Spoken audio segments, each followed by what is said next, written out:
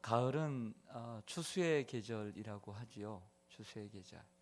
예, 근데 이 추수의 계절이라는 이러한 단어와 함께 이 가을에 우리에게 아주 걸맞는 단어는 뭘까요?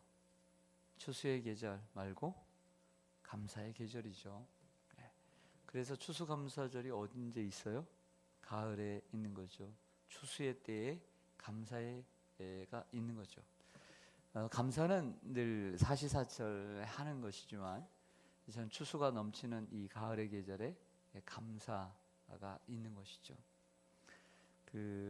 요즘 젊은 연예인들 전 이렇게 잘 모르지만 그리고 뭘 하나를 이렇게 꾸준히 잘 보지는 못합니다. 근데 순간순간 볼 때 느끼는 것이 있는데 그 탤런트이자 뮤지컬 배우인 민우혁이라는 사람이 있습니다. 준수하게 생겼고 잘 몰랐던 청년인데 노래도 잘하고 참 눈물이 많고 정이 많은 친구처럼 보였습니다. 어떤 인터뷰에서 이런 말을 하더라고요. 근데 그 인터뷰 또한 눈물을 글썽이면서 하는데 이런 내용이었어요. 저는 제가 다시 태어난다면 우리 부모님의 부모로 태어나고 싶습니다. 그 이유는 제가 지난 35년 동안 태어나 자라면서 우리 부모님이 나에게 해주신 것을 생각하면 너무 고맙고 감사해서 제가 그분들의 부모로 태어나 그분들에게 은혜를 보답하고 싶습니다.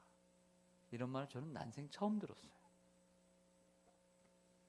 그 짧은 시간 보면서 참 멋진 친구구나. 말도 안 되는 얘기죠. 어떻게 부모의 부모로 태어납니까? 말도 안 되는 어불성설이죠. 그럴 수도 없고요.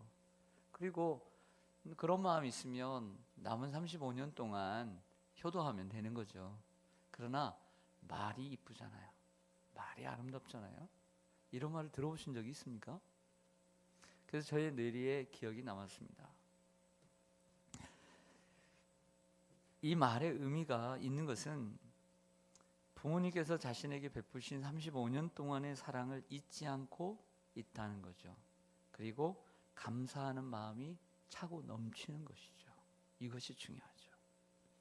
이 청년은 35살의 젊은 청년이지만 감사가 무엇이고 감사할 줄 아는 청년이라는 거죠. 어찌 민우혁이라는 이 청년에게만 훌륭한 부모가 있겠습니까? 저희가 그 부모 잘 모릅니다. 하지만 이 세상의 모든 부모가 저는 훌륭한 부모라고 생각하고 여러분들이 훌륭한 부모라고 저는 믿습니다.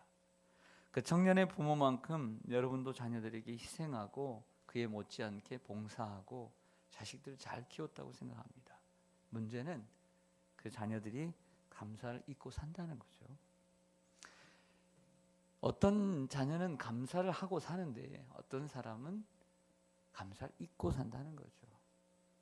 10명의 환자가 예수님께 나와서 치료를 다 받았는데 9은 그냥 돌아가고 1명의 사람만 돌아온 것처럼 우린 다 감사할 수 있는 조건들을 가지고 있음에도 불구하고 감사를 잃어버리는 사람들이 대부분이라는 것이죠.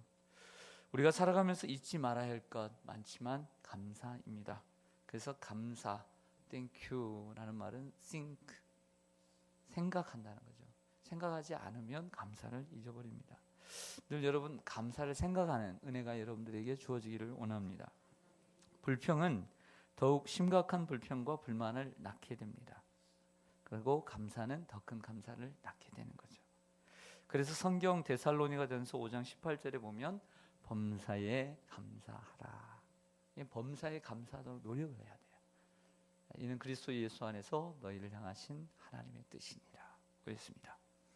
1620년 영국의 청교도들이 이제 신앙의 자유를 가지고 오게 됩니다. 102명이 메이플라워를 타고 바다를 건너 지금의 미국 땅으로 오면서 절반이 죽습니다. 그리고 준비한 식량도 음식도 다 떨어지게 됩니다. 그 오일을 남겨놓고 떨어지게 되죠. 오일이 걸릴 줄은 몰랐던 것이죠. 그래서 지도자들이 이제부터는 금식의 날로 선포하고 나아가자. 그래서 금식을 합니다. 금식이지만 하나님 앞에 기도하면서 금식을 하게 됩니다. 그런데 어떤 한 사람이, 한 여인이 이런 제안을 합니다. 우리가 금식해야 되는 것은 맞지만 그 표현이 그렇게 좋은 표현 같지는 않습니다. 우리가 금식하고 있지만 이 날을 감사의 날로 우리가 정했으면 좋겠습니다 라고 하는 제안에 모두가 찬성을 해요. 그래서 그날을 감사의 날로 정하게 됩니다. 금식의 날로 정했을 때는 고통과 근심의 분위기가 있었는데 감사의 날로 바뀌니까 그 배안이 기쁨과 즐거움으로 바뀌었다는 것이죠. 그날이 목요일이었습니다. 그래서 현재 추수감사절은 목요일날 지키는 거거든요. 결국 이 청교도들이, 이 퓨리탄들이 미국인들의 조상이 되었고 청교도는 미국인의 정신이 된 것입니다. 감사는 감사를 낳습니다. 우리가 40년 광야 생활 속에 이스라엘 백성들처럼 감사를 우리가 찾지 않으면 그들처럼 원망과 불평의 삶을 살게 됩니다. 하지만 여러분들이 어떤 형편이든지 감사할 수 있다면 여러분들의 인생은 점점 더 찬란하게 빛날 것입니다. 할렐루야. 감사가 넘치는 삶은 찬란하게 비칠 것이고 빛날 것이다. 그러나 원망과 불평의 삶을 계속 살아가는 사람은 그 삶이 어두워질 것이다. 저는 그렇게 선언합니다. 자, 오늘 우리가 함께 읽어주신 그 시편 100편, 너무나 유명한 시편이죠. 시편 1편 못지않게 또 23편 못지않게 유명한 시편입니다. 온 땅이 여호와께 즐거운 찬송을 부를지어다. 기쁨으로 여호와를 섬겨 그 앞에 나아갈지어다 라고 시작되는 시편입니다. 그리스도 인들에게 오랫동안 사랑받았던 시편입니다. 이 시편의 주제는 뭘까요? 이 시편의 주제는 예배입니다. 따라하겠습니다. 예배. 예배는 뭐냐면 중요합니다. 이 예배, 우리가 드리는 예배가 왜 중요해요? 왜 우리의 예배에 목숨을 걸어야 되느냐? 예배는 하나님을 만나는 시간, 만남의 장소고 만남의 시간이에요. 하나님을 만나고 그리고 더 나아가서 하나님이 우리에게 예비하신 축복을 받는 시간이에요. 축복을 받는 시간. 그 세 번째는 우리가 예배를 통해서 하나님을 위해서 살아가는, 우리의 모든 삶이 하나님의 영광을 위해서 살아가는 힘과 그리고 능력과 지혜를 얻는 시간이에요. 그래서 우리 성도들은 예배에 목숨을 걸어야 돼요. 예배에 목숨을 걸지 않는 성도는 성도가 할 수 없어요. 그래서 이 하나님을 만나고 하나님의 축복을 받고 인생을 살아가는, 즉 우리의 삶의 목적, 하나님의 영광을 위해서 살아갈 수 있는 수많은 그 일들 가운데 순간순간 모든 것들을 이기고 나갈 수 있는 힘과 지혜와 능력을 얻을 수 있는, 공급받는 시간이 예배이기 때문에 예배가 가장 중요한 줄로 믿습니다. 이러한 귀한 예배, 그래서 저와 여러분들이 이 예배에 목숨을 거는 거죠. 하나님이 받으시는 예배가 무엇인가를 가르쳐주고 있습니다. 하나님 받으신 예배 여러 가지가 있지만 오늘 본문 속에서 우리에게 가르쳐주는 것은 기쁨으로 드리는 예배가 돼야 된다. 따라서 기쁨으로 드리는 예배. 2절 말씀을 같이 읽겠습니다. 2절 시작. 기쁨으로 여호와를 섬기며 노래하면서 그의 앞에 나아갈지어다. 아멘. 무엇으로 여호와를 섬기라고요? 기쁨으로 여호와를 섬기며 그 앞에 나아갈지어다. 기쁘니까 또 노래가 나오는 거죠. 시편 100편이라고 하는 이 시편이 사실은 우리에게는 이제 좀 서방보다는 덜 알려져 있습니다. 그 이유는 시편 100편을 이 찬송가에 실지 않았기 때문이에요. 시편 100편이라고 하는 이 시를 찬송으로 만들었기 때문에 서방 교회는 더욱더 유명해졌습니다. 스코틀랜드의 종교 개혁자 하면 존 녹스입니다. 존 녹스의 친구인 윌리엄 키티라는 사람이 있습니다. 종교 개혁이 1517년에 이루어지고 독일뿐만 아니라 그 영국 그리고 프랑스 그리고 그 주위에 있는 나라까지 프로테스탄트라고 하는 새로운 기독교를 믿는 사람들을 미워하고 밀어내게 됩니다. 즉 천주교가 기독교인들을 핍박하게 되는 거죠. 퓨리탄도 이에 대한 어떤 산실이라고 할 수 있습니다. 그냥 밀어내다 보니까 점점 이 도망을 치게 되니까 이 참된 믿음을 가지고 있는 사람들이 거기에서 이제 밀려나게 되면서 이 윌리엄 키티가 이 신앙의 자유가 있는 스위스 제네바로 가게 됩니다. 그곳에 가서 하나님의 은혜에 너무 감사한 거예요. 신앙의 자유 가운데서 하나님을 예배할 수 있어서 너무 감사해서 그래서 이 시편 100편을 노래로 지어요. 그래서 그 서방교회에는 이 찬송을 구 100편이다 이렇게 올드 100편이다 이렇게 되어 있는데 옛날의 시 100번째 노래라는 제목으로 찬송가 1장에 수록되어 있어요. 찬송가 1장에.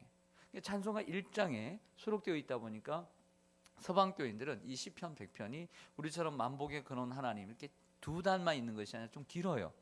이 시편 1편 100편 1편 1절부터 5절까지가 다 기록되어 있고 후렴도 또 반복되어 있다 보니까 가장 유명한 시편이 바로 이 1편이라고 할 수가 있습니다. 이 시편 100편의 중요한 의미는 만들게 된 계기예요. 신앙의 자유를 얻어서 제네바로 가서 그곳에서 너무너무 감사한 거죠. 신앙의 자유를 얻고 예배할 수 있는 그 기쁨 가운데서 그 고통이지만 그 고통 속에서 기쁨으로 예배한 것이 바로 이 시편이기 때문입니다. 사실 시편 90편 모세가 말하듯 우리의 인생은 70이요 그리고 강건하면 80이라도 그 우리의 인생은 수고와 슬픔뿐입니다. 수고와 슬픔이죠. 자, 이 말은 인생의 괴로움이 인생은 괴로움이 연속이라는 뜻입니다. 우리나라는 풍족한 삶을 살게 되었지만 OECD 국가에서 자살률 1위라고 하는 자리를 10년째 차지하고 있습니다. 놀랍죠. 남양주시에 있는 그 직원을 만났는데 과장인데 이렇게 얘기하더라고요. 쉬쉬하고 있는데 남양주시에서 하루에 2명씩 죽어간다고 자살로. 우리 금천구도 그럴 것 같아요. 금천구도. 국방비는 늘어나지만 전쟁의 위험성은 점점 커져만 가고 있습니다. 삶의 수준은 높아졌는지 모르지만 삶의 여유는 줄어든 것 같습니다. 삶의 수준은 높아졌죠. 좋은 집, 좋은 차를 굴리고 살아가지만 우리 성도들의 삶들 보면 참 여유가 없구나 이런 생각을 하게 됩니다. 그러나 우리가 하나님께 예배하러 올 때는 즐거운 찬송을 부르고 기쁨으로 나와야 합니다. 우리에게 참된 평안과 기쁨과 즐거움을 주시는 주님이 우리가 주님을 만나러 오는 시간이죠. 여러분 사실 보겠어요. 오늘 혹시 누구를 만날 계획이 있으세요? 별로 없으시군요. 자, 계획을 한번 세워보시기 바랍니다. 누구를 만난다. 주말에 누구를 만나기로 했어요. 누구를 만나서 오늘 그 사람을 만날 때는 내가 어떤 옷을 입고 가고 주머니에는 어느 정도 돈을 좀 준비할까. 요즘 뭐 카드가 있으니까 오늘 뭐 먹을까. 어떤 시간들을 보낼까. 근데 어떤 사람 딱 누구를 만나러 가는데 만남이잖아요. 예배는 만남인데 죽을상 해가지고 울상 해가지고 가는 사람은 정말 오늘 정말 오늘 이 빚쟁이를 만나러 간다. 그러면 기쁘겠어요? 이상민 빼고는. 이상민도 아마 그럴 것 같아요. 이 빚쟁이하고 같이 이렇게 자기가 같이 밥도 먹더라고요. 보니까 참 훌륭하죠. 멋진 삶을 사는 것 같아요. 이런 삶.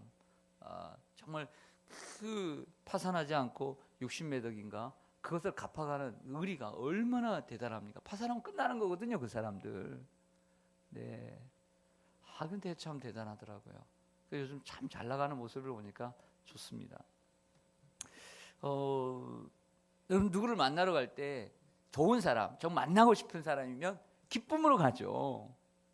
우리가 하나님 만나러 가는데 맨날 울상하고 오고 그 하나님 얼마나 안 만나고 싶으면 맨날 지각하고 좀 만나고 싶으면 먼저 좀 나갈 텐데 먼저 안 나오는 분들 보면 이런 생각이 들어요. 얼마나 정말 하나님 안 만나고 싶으면 그렇게 늦게 맨날 지각할까. 얼마나 하나님 안 만나고 싶으면 이렇게 얼굴이 울상일까. 이런 생각을 하게 돼요. 사람 만나러 오는 것이 아니라 하나님 만나러 오는 건데. 동의하시면 아멘. 하나님 만나러 오는 건 좀 웃으세요. 할렐루야. 기쁨으로 나와야 될 줄로 있습니다. 오늘 새벽 가까이 생각해 보겠습니다. 오늘 새벽 주님 만나러 나왔는데 어떤 마음으로 나오셨어요?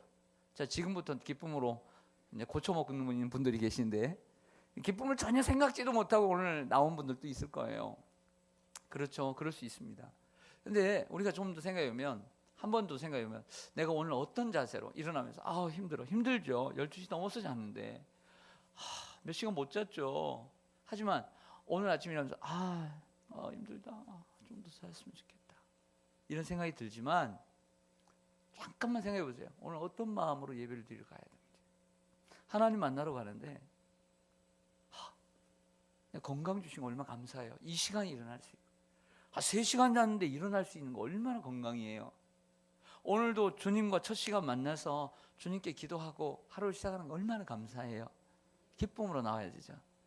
성전에 올라가는 노래 가운데 하나인 시편 122편에 보면 우리가 하나님께 올라가자 할 때에 내가 기뻐하였도다. 1절 그렇게 시작해요.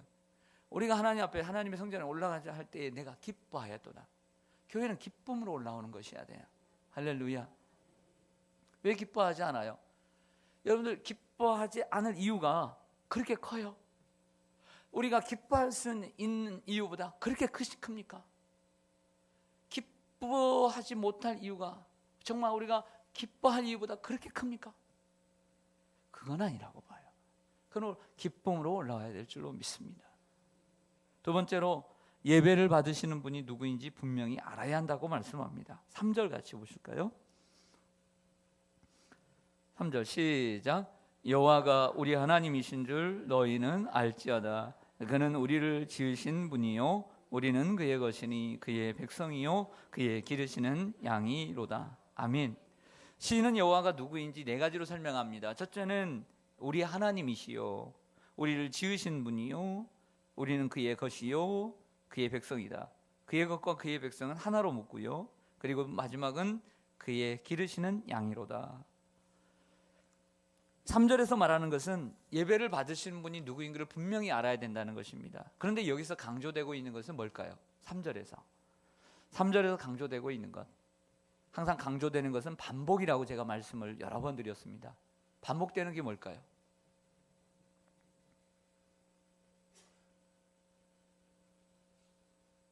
(3절에서) 강조되고 있는 것, 제가 강조되는 것은 여러 번 반복되는 것이라고 말씀을 드렸어요. 네? 그렇죠. 고맙습니다. 우리입니다. 3번이나 반복합니다. 그러니까 이 시인이 일부러 우리라는 단어를 넣는 거예요. 그러니까 하나님은 우리 하나님이시야. 우리 하나님이라는 거예요. 우리 하나님. 그리고 하나님이 우리 하나님, 즉 나의 하나님인 건 사실이죠. 하나님은 단독적으로 만나야 됩니다. 1대1로 만나는 건 사실이에요. 우리가 혼자 기도하고 경건한 생활을 할 때에는 나의 하나님이 필요해요. 하지만 우리가 함께 예배하러 나오는 시간은 공동 예배이고 공동체 예배예요. 공적 예배고. 자, 이것을 기억하라고 강조하는 것이죠. 왜냐하면 여호와가 우리 하나님이신 줄 너희는 알아야 된다는 거예요. 나의 하나님뿐만 아니라 우리의 하나님이라는 것을 너희는 알지어다. 이렇게 알지어다. 뭘 알아요? 우리 하나님이라는 것을 알아야 된다는 거예요. 우리의 하나님이라고 인식해야 되는 이유는 우리는 내가 다른 사람보다 우위에 있다는 생각을 버릴 수 있게 되는 거죠. 믿음의 크고 작음, 신앙의 연륜을 떠나서 지식이나 소유나 사회적 지위를 떠나서 우리는 예배해야 된다는 거예요. 할렐루야. 내가 믿음이 더 좋으니까, 신앙 연륜이 크니까 오늘 나는 정말 더 좋은 예배를 드릴 것이다. 아니라는 거예요. 우리는 공동체 예배를 드리는 거죠. 또한 우리는 예배를 드릴 때 편애를 구하지 않게 됩니다. 나의 하나님, 개인적으로는 나의 하나님이지만 우리가 함께 예배 드릴 때는 공평하신 하나님, 편애하지 않으시는 하나님, 우리에게 모든 은혜를 동일하게 주시는 하나님, 그 하나님을 인식하며 드려야 된다는 거예요. 그러니까 오늘 나만 은혜 받고 사랑받는 것이 아니라 우리 모두가 은혜 받고 사랑받아야 된다는 거죠. 그래서 우리는 서로 배려해야 합니다. 그래서 의자에 앉는 것도요, 사람들이 많이 다니는 길에 가에 계속 앉아있지 말고요, 가운데로 좀 이렇게 앉으셔야 돼요. 그것도 우리 하나님이에요. 우리 하나님. 누가 자리를 비켜달라고 하면 기쁘게 비켜줘야 돼요. 왜? 그 자리에 내 전세 놓지 않았으니까. 이게 우리 하나님인 거예요. 우리 하나님. 또한 우리가 하나님을 예배하는 이유는 하나님과 우리의 관계 때문이라고 말씀합니다. 하나님은 우리를 지으신 분이요, 우리는 그의 것이요 그의 백성이다. 관계죠. 하나님이 나를 지으셨고 나는 그의 것, 그의 소유라는 것이고, 하나님은 나의 내가 백성이니까 그분은 왕이시고 나는 그분의 자녀이고 그러면 나의 아버지, 관계 속에서 예배를 드리는 거죠. 그리고 또한 우리가 하나님을 예배하는 이유는 하나님은 우리를 기르시는, 우리는 그의 기르시는 양이다. 반대로 생각하면 하나님 우리의 목자이시고 우리의 인생을 책임져 주시는 분이기 때문에 감사하고 그리고 예배해야 될 줄로 믿습니다. 하나님 우리의 삶을 책임져 주시는 목자인 줄로 믿습니다. 목자가 양떼를 기르죠. 어떻게 해요? 보살피죠. 푸른 초장으로 인도하시고 그리고 어려운 삶 가운데 보호해 주시고 위태한 상황 가운데 그리고 먹을 것을 또 주셔서 배불리게 하시고 자라게 하시죠. 우리의 삶을 보면 하나님이 늘 선한 길로 인도해 주셔서 감사해서 예배해 드리고 어려운 가운데 위기 가운데 보호해 주셔서 하나님 앞에 예배 드려야 되고 또 먹을 것을 주신 육체에 먹을 것을 주시고 건강을 주신 날마다 일용할 양식을 주신 하나님께 감사하며 예배 드려야 될 줄로 믿습니다. 우리의 삶에 필요한 것을 늘 채워주셨기 때문에 우리는 감사하고 예배 드려야 되는 것이죠. 이것을 통틀어서 하나님의 은혜라고 할 수 있습니다. 은혜를 기억하며 예배하고 또 기쁨으로 예배해야 될 줄로 믿습니다. 그분이 우리 하나님이시기 때문이죠. 마지막으로 감사함으로 드리는 예배이어야 합니다. 따라하겠습니다. 감사함으로. 4절 말씀 같이 읽겠습니다. 4절 시작. 감사함으로 그의 문에 들어가며 찬송함으로 그의 궁정에 들어가서 그에게 감사하며 그의 이름을 송축할지어다. 아멘. 감사함으로 그 문에 들어가며 찬송함으로 그 궁정에 들어가서 조금 전에 말씀드린 시편 122편 성전에 올라가는 노래가 15편인데 그 중에 한 편이 시편 122편에 보면 우리가 하나님의 전에 올라가자 할 때 내가 기뻐하였도다. 그 4절에 보면 지파들 곧 여호와의 지파들이 여호와의 이름에 감사하려고 이스라엘의 전례대로 그리로 올라가는도다. 이렇게 노래합니다. 그러니까 감사는 감사하려고, 그러니까 여기서는 시편 122편에서는 예배의 목적을 감사해 두고 있다는 거죠. 감사하려고 올라가는 거예요. 감사하려고. 네. 감사하려고. 시편 100편에서는 감사가 곧 예배의 정신이라고 강조하는 것이고 시편 122편에서는 예배의 목적을 감사로 두고 이렇게 설명을 하고 있습니다. 사랑하는 여러분, 우리는 감사함으로 또 감사를 위해서 예배 드려야 될 줄로 믿습니다. 구체적으로 몇 가지만 생각해 보면 나 같은 죄인을 구원해 주심에 정말 비천한 죄에서 죄 가운데서 나를 구원해 주신 하나님께 우리는 늘 감사하는 그 십자가의 사랑에 늘 감사해야 될 줄로 믿습니다. 또한 나 같은 연약한 사람을 하나님 자녀 삼아 주시고 하나님을 아빠 아버지라 부르며 나를 힘들고 어려울 때마다 하나님 앞에 의지하고 기도할 수 있는 자리를 주셔서 감사하고 또 신앙의 자유를 주셔서 감사하고 마음껏 예배할 수 있는 저 북녘 땅의 동포들 그 목전껏 주님을 부르지 못하고 이렇게 예배를 제대로 드리지 못하는데 우리 하나님 예배할 수 있는 이러한 나라를 주시고 신앙의 자유를 주신 거 얼마나 감사해요. 그런 감사하고 또 나 같은 연약한 사람을 사용해 주시고 나의 그 작은 재능까지 하나님 사용해 주신 하나님의 동역자로 세워주신 것을 늘 감사해야 하고 또 기도할 수 있는 교회를 주심을 늘 감사하고 또 섬길 수 있음을 감사해야 될 줄로 믿습니다. 언젠가 우리 김 목사님이 설교한 것처럼 마음속에 늘 새깁니다. 어떤 말인가 노새인가 이렇게 아주 주인을 모시고 가는데 사람들이 큰 넙죽넙죽 절을 한다는 거죠. 큰 넙죽넙죽. 그러니까 이 주인을 모시고 있는 이 노새인가 이 말이 자기한테 절한 줄 알고 그랬다는 거예요. 우리는 노새예요. 우리는 주님을 모시고 사는 말이에요. 말이에요. 우리는 그 주님 때문에 영광을 받는 거고 주님 때문에 덤으로 인사를 받는 거고 대접받는 거예요. 우리는 주인이 아니에요. 우리에게 우리가 감사해야 될 분은 그 주인인 것이죠. 항상 그래서 저는 그 마음이 새겨요. 노력해요. 여러분 우리가 감사하고 또 감사해야 될 줄로 믿습니다. 기도할 수 있는 교회를 주심을 감사하고 섬길 수 있는 교회를 또 사역을 주셔서 감사해야 됩니다. 여러분 함께 예배하고 또 섬길 수 있는 형제 자매들을 주심을 감사해야 됩니다. 또 중요한 것은 감사를 잊지 말아야 된다는 거죠. 감사를 잊지 말자. 가정에서 감사하기를 원합니다. 가정은 삶의 안식을 주는 곳이기 때문이죠. 부모에게 감사하고 형제 그리고 아내와 남편에게 서로 감사해야 될 줄로 믿습니다. 감사하도록 노력하십시다. 일터에서 감사해야 합니다. 일터는 왜 중요하냐면 우리에게 필요한 양식, 우리가 먹을 것 입을 것을 공급해 주시는 곳이기 때문에 사장이 어쨌든 그 사장이 그 회사를 세웠기 때문에 내가 그 직장을 다니는 거예요. 그리고 내 상사에게 감사하고 같이 일하는 사람들에게 감사해야 합니다. 그리고 교회에서 감사해야 합니다. 교회는 왜 중요하냐? 그 육체보다 더 중요한 우리들의 영혼을 살찌우고 그 영혼을 키우고 영혼이 잘 되도록 하는 축복의 전당이기 때문에 교회에 감사해야 돼요.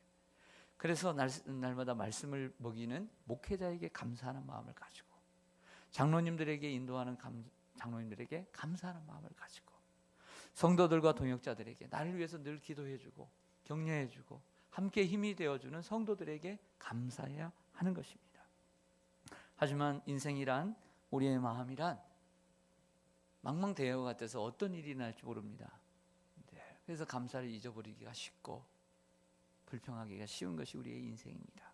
그러므로 늘 우리는 하나님의 말씀으로 또 돌아가고 또 돌아가야 될 줄로 믿습니다. 가장 감사한 것은 1년 52주 이렇게 교회력을 보면 때마다 일마다 감사가 있어서 잊을만 하면 감사가 무엇인가를 깨닫게 하시고 또 잊을만 하면 사시사철 이렇게 봄, 여름, 가을, 겨울 또 특세를 통해서 은혜 받게 하시고 이것이 은혜가 아닌가 이런 생각을 해보게 됩니다. 이번 기회에 다시 한번 감사를 회복할 수 있는 저와 여러분 되시기를 원합니다. 그리고 가장 중요한 것은 5절의 말씀처럼 그 무엇보다 누구보다 감사해야 할 분은 여호와 하나님이십니다. 그분의 선하심과 인자하심과 그 성실하심을 우리가 잊지 않고 늘 감사하는 우리가 되기를 원합니다.